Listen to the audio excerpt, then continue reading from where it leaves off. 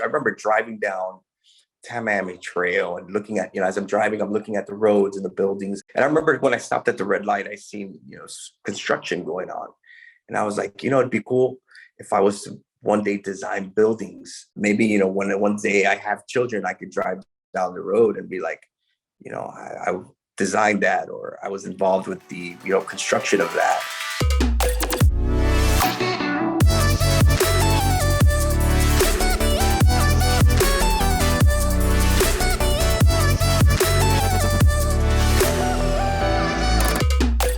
Welcome everyone to another episode of The Story of You.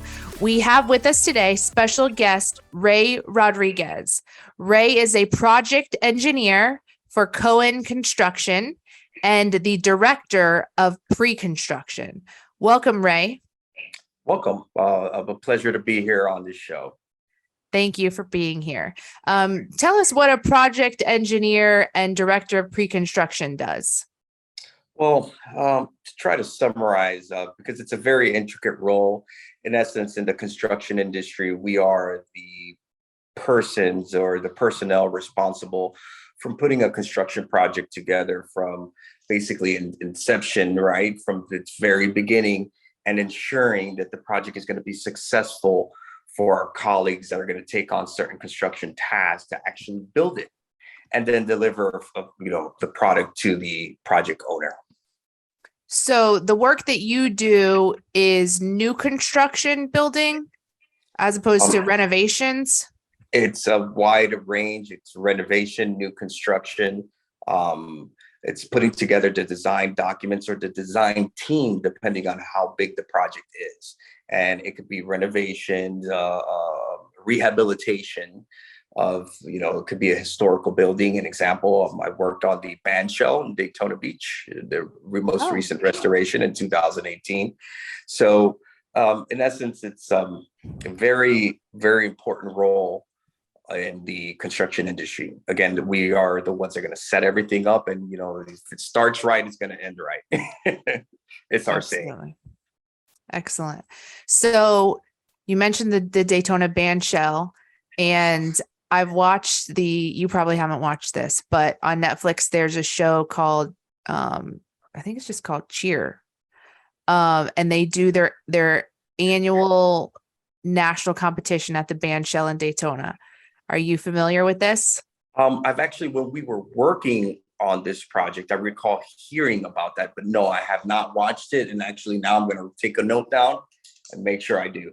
The show, there's the show, but like the big finale of the show is the annual competition at the Daytona band shell. And as someone who's from Volusia County, myself, it's neat to see that Daytona has such a big presence in the cheerleading world. Right. Agree. And as a cheer dad myself, I'm actually stoked, and I would like to watch it with my girls. Yeah, they did a cheer live tour, actually, where the cast, some of the cast from the cheer show came around and did a tour, and I took my daughters to go see it in Orlando. It was a great show. The athleticism of these cheerleaders is just phenomenal. It's unbelievable. Well, if I can throw a quick little caveat on the band shell, but the band shell was built in 1929 before, modern technology and industrialization. And believe it or not, there's a mark on the stage that when you stand in that center, the way that the design of that structure of the auditorium, it actually causes an acoustical effect. And it sounds like you are on a megahorn. It's incredible that they used that technology back in 1929. That is, as a kid, we used to do band concerts. I was in the band, and we did band concerts at the band shell. And our instructors always talked about how the acoustics were at the band shell. So it's a historic monument that you had the opportunity to work on. So that's pretty impressive. So let's take it back. Talk a little bit about your past. Where'd you grow up at?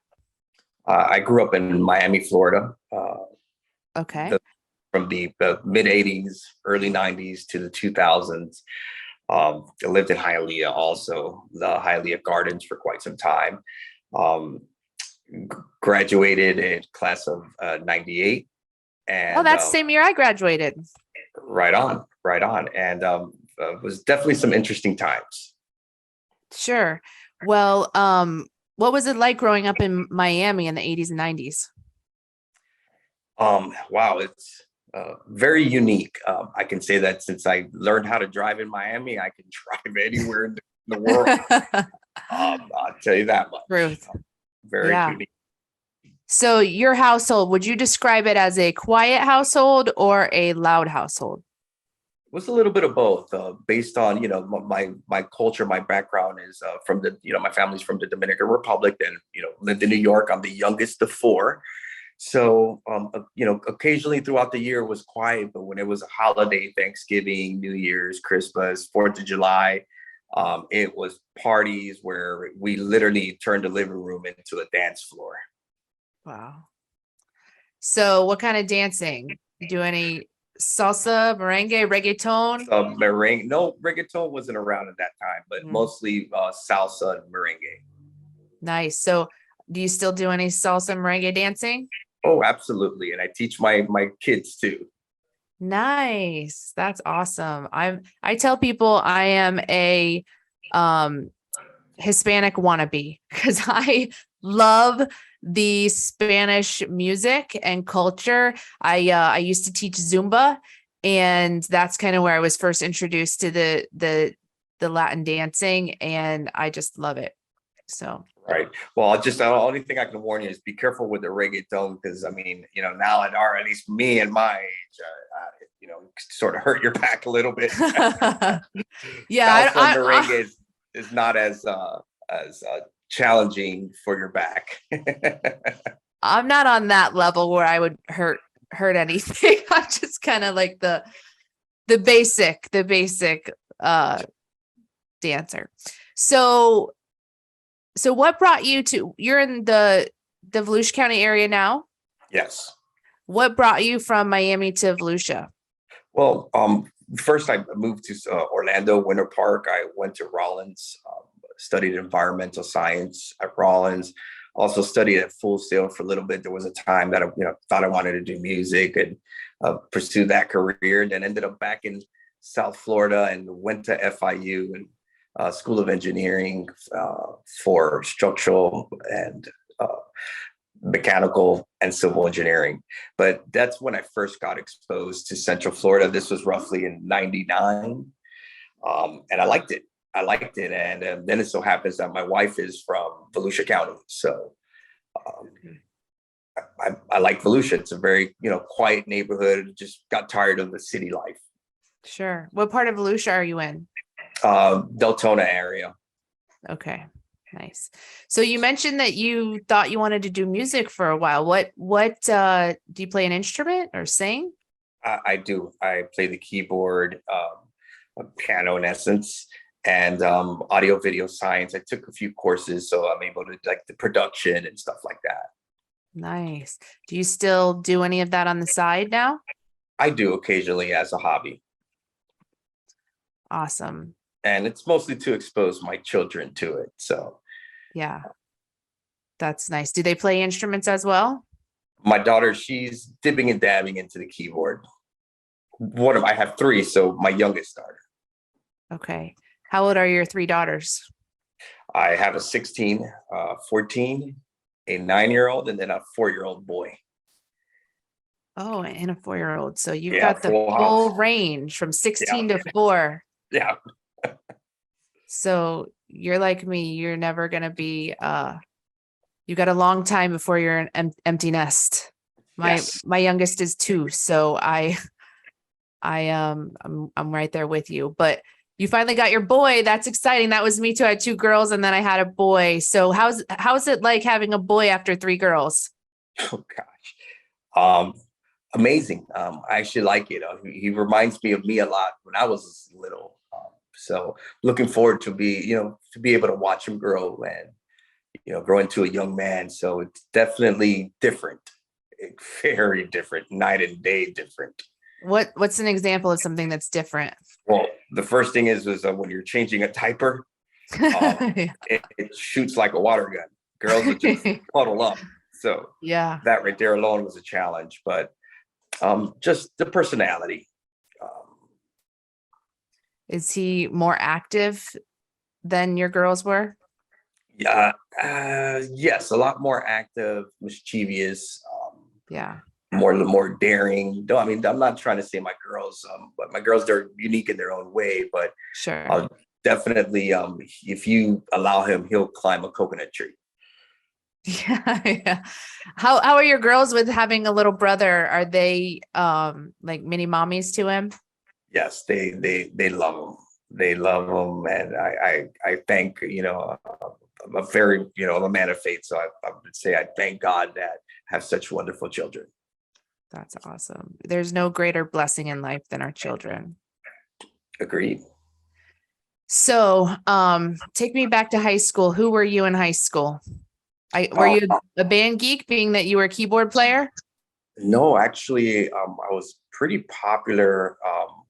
I had older sisters. Again, I was the youngest one, so back in Miami, growing up, the hip hop culture was like a big thing, and I used to get my hair braided in different ways, and the clothes, and so and then besides that, I was in acting.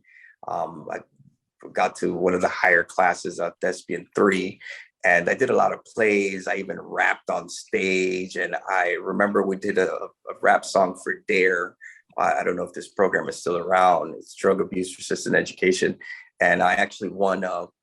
They used my song on one of their commercials or something to that effect back in '92, if I'm not mistaken. And a lot of people knew me, and because of my older sister, she was one class ahead of me. So the older kids knew me because my sister, and then the other kids knew me, and so I guess I can say a lot of kids knew me. Did you wear I was very Jinkos? out. Excuse me? Did you wear Jinkos? Do you remember those pants? No, definitely not. No I, I Jinkos. was more so wearing Dickies. Okay.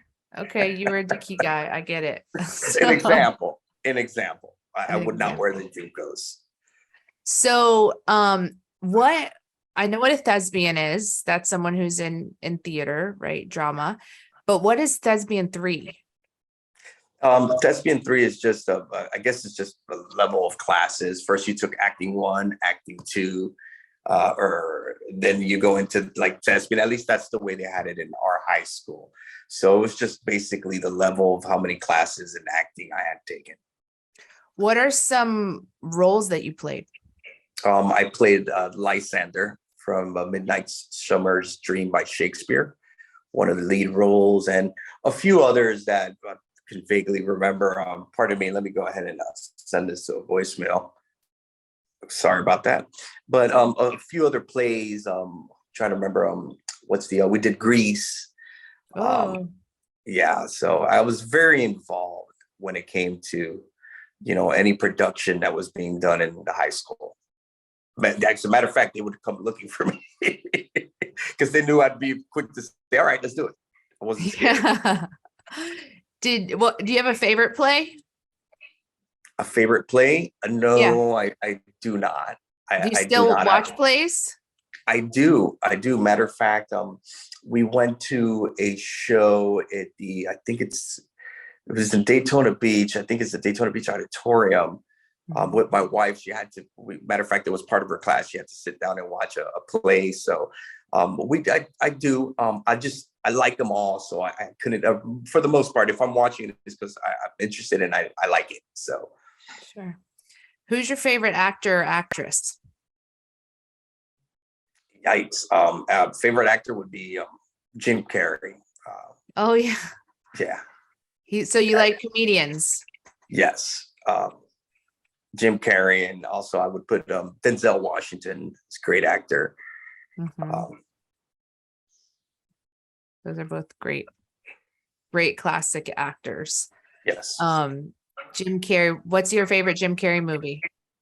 Oh gosh, I remember. Was it the Ace Ventura: Pet Detective? That's a classic. I could watch it today and still and it's like I'm watching it for the first time. Like I could watch that movie 100 times, and it never gets old.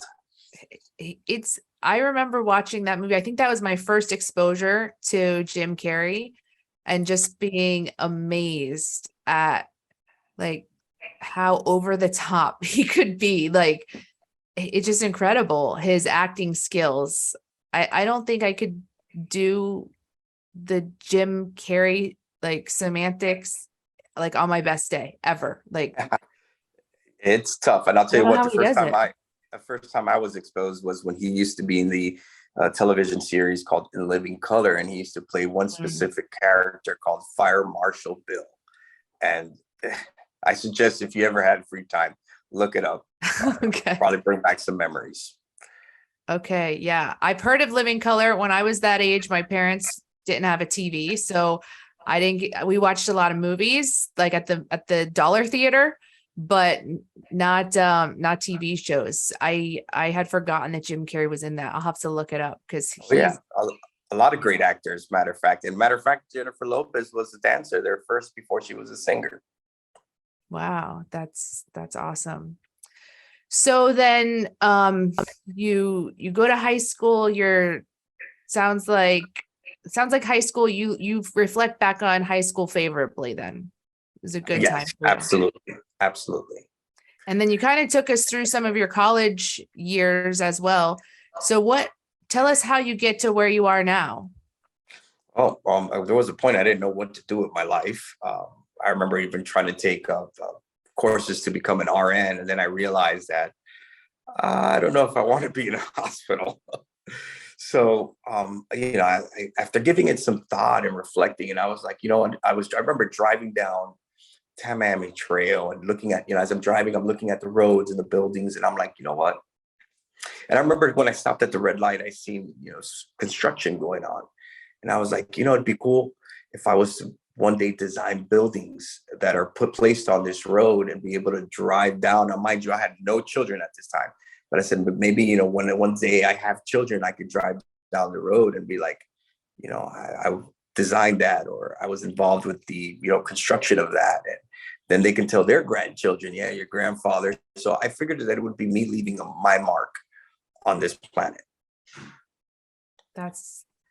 That is an amazing story, how you got inspired to leave a mark like that. And it seems to me like kind of an uncharacteristic change for you, that you were doing a lot of artistic type things. And when I think of engineering, it's very science and math driven. So, it seems to me like you're a very well-rounded person that has very active right brain and left brain, whereas most people are just kind of one or the other. You seem to really thrive in both creative ways and, scientific and math ways. Is that a fair assessment? I would say so. I can write I'm ambidextrous, so I can write with both hands.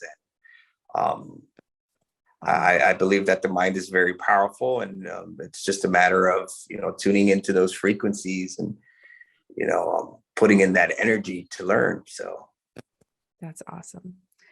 So tell us a little bit more about the type of projects that you work on. For example, if someone was looking to interested in partnering with you or working with you, hiring you, what type of clientele do you service? Wow. With my experience, and, now I've been doing this for close to 20 years. My experience ranges from government, federal government, local government, schools, to just a private owner of a restaurant that possibly wants to expand their restaurant or build a new restaurant or renovate their restaurant, or medical facilities. I'm very well versed in different sectors of construction. So, I welcome all business. And no project is too small. No project is too challenging. Matter of fact, I like the challenging ones. I like Right. the ones that nobody wants to do. Everybody's like, yeah, that's gonna be, that's gonna be tough. I love those. I like taking those head on. So you're not afraid of a challenge. No, not at all. So a lot of the projects you mentioned are commercial projects. So is that what you tend to handle more than residential? Matter of fact, I rarely do. The only time I do any residential is usually like if I'm moonlighting on the side, somebody that I know through word of mouth, and they wanted to do an addition to their home, or somebody that has some code violations because they did some unpermitted work or something to that effect. But I'm not advertising. I'm not looking for that business. Again, it's usually somebody that knows me, that connected them with me. And as far as the residential go, but typically for the most part, I don't do much residential. It's mainly commercial. Got it. Okay. And I asked you this earlier, but just to refresh my memory, you do both new construction and remodel or renovations? And rehabilitations, yes. Rehabilitations. Okay. Rehabilitation is when you have like an old structure that's deficient, you have to rehab. So technically you're not remodeling it, you're just conducting some structural repairs because the structural integrity has been compromised. Sure. Like I'll give you an example. Today I was in downtown Orlando and we were in a parking garage, and it's sad because the building is only it was built in 2014, but the parking garage is starting to fail a little bit. Not a little bit, it's starting to fail in certain areas. So that we would call rehabilitation. Okay. Okay. And you're serving as the engineer on those type of projects. With a firm, like example, that they may already have an engineer. Like this one, they already have an engineer that can set forth the design. Now I am just verifying their design and seeing the feasibility, the cost, seeing if we could do this at, if we could value engineer it to reduce the cost and just ensure that the project doesn't have cost overruns, that nature. So I believe the design documents for the one I spoke about just now was by a company firm called ECS. Okay. And if someone wants to get in touch with you about a potential project, what's the best way for them to contact you? They can reach me through any one of, I'm on LinkedIn. I'm also on social media, on Facebook, or contact Cohen Construction. If they Google, we're out of La Firma. Our office is out of Longwood, and they could just again, I'm available. Type my name online and give me a call. I will answer. If I don't answer, I'll call you back. If you send me an email, I will respond. But again, we're very busy as well. So well, that's a good problem to have, right? Yes, it sure is. It sure is. So we're always ready to take on a challenge. Excellent. So then, where do you see yourself heading in the future? Do you have goals or plans for the next several years? Absolutely. It so happens that moonlighting, my wife, she ended up, she would help me sometimes where I was really busy, and I asked her, hey, help me with this, help me with that. And she was making some extra cash on the side, and she ended up liking construction, liking it to a point where she's now pursuing a path in architecture. Earlier this year, she got her associates in architectural and building technologies from the Daytona State College, and she's moving on now for her path for bachelor's and later on get her master's. At the same token, I also paid for her to take her general contractor's license. So the future seems very promising. Really is. My goal is to, set something up. So to set some type of, generational wealth for my children if they want to pursue that path. And hopefully I'd like to retire to South Lake Tahoe. Why South Lake Tahoe? Oh, I just love going there. We typically go as family winter vacation in December. Matter of fact, we're going now in December. And if you haven't been there, I strongly recommend, if you have the means I have to. not been there. Yeah, South Lake South Lake Tahoe. Tahoe. I'm writing Yeah, it down. I'm gonna have to beautiful. You take can a go look. in the summer. You can go in. I like going in the winter, but summer is also beautiful. A lot of things to do in South Lake Tahoe, California. Is that a ski place? Is that what you do in the winter, or is there Well, s- I, I'm afraid to come back on a plane with a broken leg, but I'll do some tubing, and we'll go hiking, and play. We live in Florida, so we want to play with snow at least 5 days out of the year. So we'll go visiting different areas and stuff like that, eating at some restaurants, and just to explore. But South Lake Tahoe is beautiful. wow. I have not been there. I've been to a lot of places in the country, but I have never been there. So I'll have to check it out if that's of everywhere you've been, that's your favorite place, huh? Where you'd like to That's it. retire? Yes, actually, yes, that's where I'd like to retire. Matter of fact, last year when I was there, I was speaking to he was a retired fire chief, but he was out of I believe out of San Jose, California. And I asked him, we were just talking, and I mean, South Lake Tahoe is just beautiful. It's a little bit, so it's state line on Nevada side. There's like high rises, casinos, but then you just drive a few miles to the California side, and it's like the log cabins, and you have the Rubicon trails, and I mean, it's beautiful. The lake is beautiful. Emerald Bay is gorgeous. The weather, I mean, it snows 10 months out of the year. I remember being there in July. Matter of fact, I felt my first earthquake there. That was another challenge. That was last year in July. But Wow. for the locals, it's nothing. They're like, oh, we have thousands of these a day. Like But how we are about hurricanes, probably. oh, matter of fact, one of the tourists seen me, like I was like panting, like, oh my God, an earthquake. I'm calling my wife. Never been to, and she's like, where are you from? I'm like, Florida. She's like, oh no, those hurricanes. I was like, are you kidding me? I know a week in advance that it's coming. Like I could prepare. Like this just Yeah, happened out of nowhere.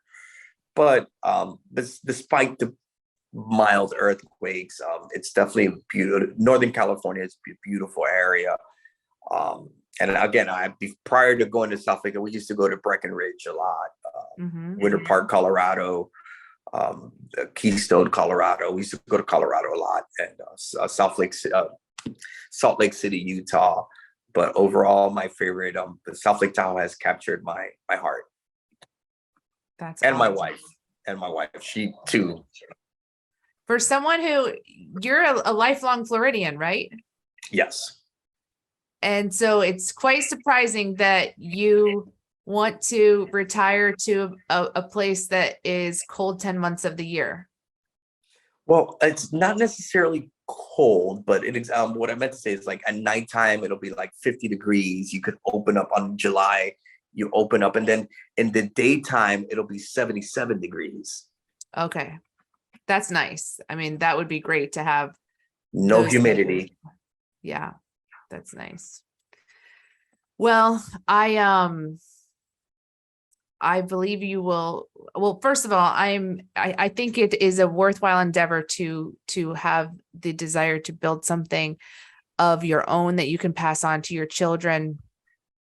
That is that's so much more valuable than just having a job, right? Having a business and something that you can pass on, a legacy, is such a valuable gift that you can give to your children. And with the 4 children you have, it's pretty likely that at least one of them will want to follow in your footsteps and carry on the family business. So that is just a wonderful endeavor. And with the work ethic that you have and the accomplishments that you have already achieved, I have no doubt that you will have a very successful business. And it's awesome that you can work alongside your wife as well.